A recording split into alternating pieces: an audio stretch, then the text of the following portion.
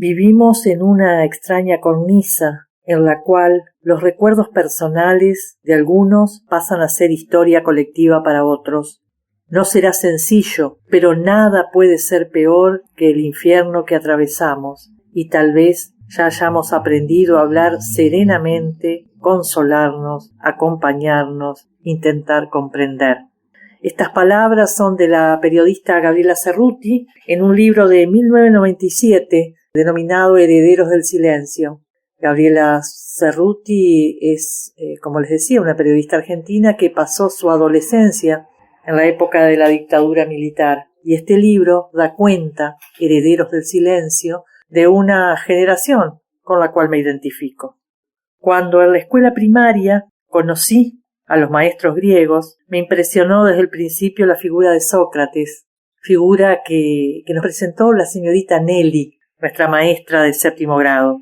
Me parecía tan importante la tarea que había decidido encarar este maestro griego, servir a la ciudad a partir del diálogo filosófico con los jóvenes, para ayudarlos a convertirse en buenos ciudadanos. Varios aspectos eran los que me entusiasmaban de este maestro. En primer lugar, su compromiso con la ciudad, el reconocimiento de la crisis de su tiempo, la necesidad de aportar a esta situación, el encontrar en la educación el camino.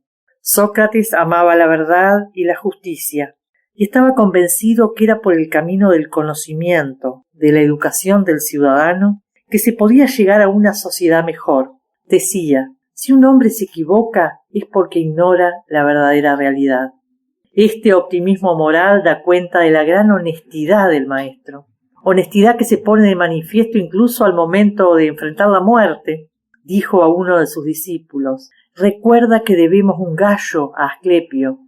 Fíjense, incluso frente a la muerte, a la que fue condenado de manera injusta, él recordaba sus pequeñas deudas, sus pequeñas cuentas, y quería saldarlas. Un hombre de bien. Estaba dispuesto a asumir su propia muerte, condena, como les decía, absolutamente injusta, y a aceptar el dictamen de los jueces de la ciudad a los que se había sometido. Se había sometido a la justicia de la ciudad y aunque esta justicia falló en su contra, él se sometió a la ley.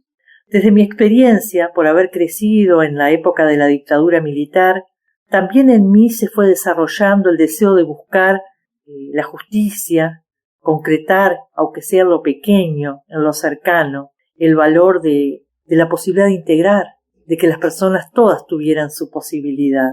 En esa búsqueda personal también encontré yo la filosofía como camino, la filosofía que me mostraba el conocimiento de los valores, el camino de la buena vida.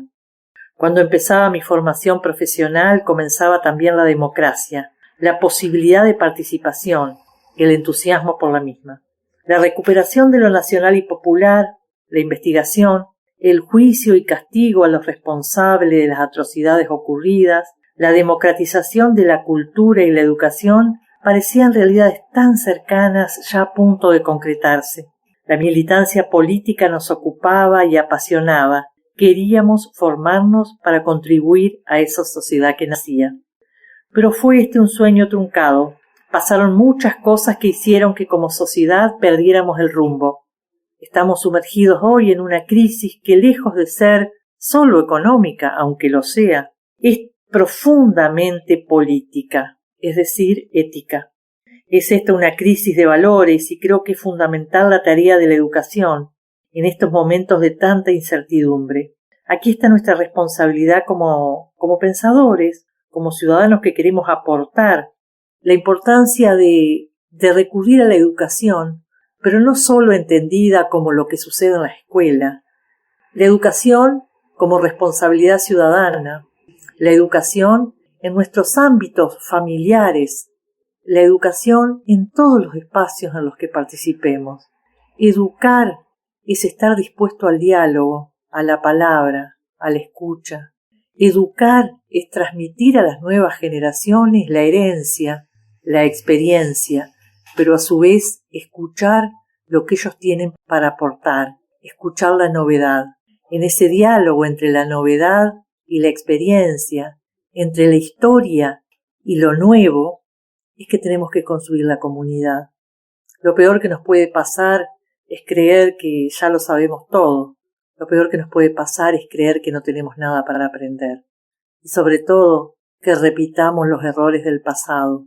Ojalá que podamos aprender. Ojalá que todos los días sea una nueva oportunidad para elegir el camino de la ética, el camino de los valores, que creo que es el camino que construye la comunidad.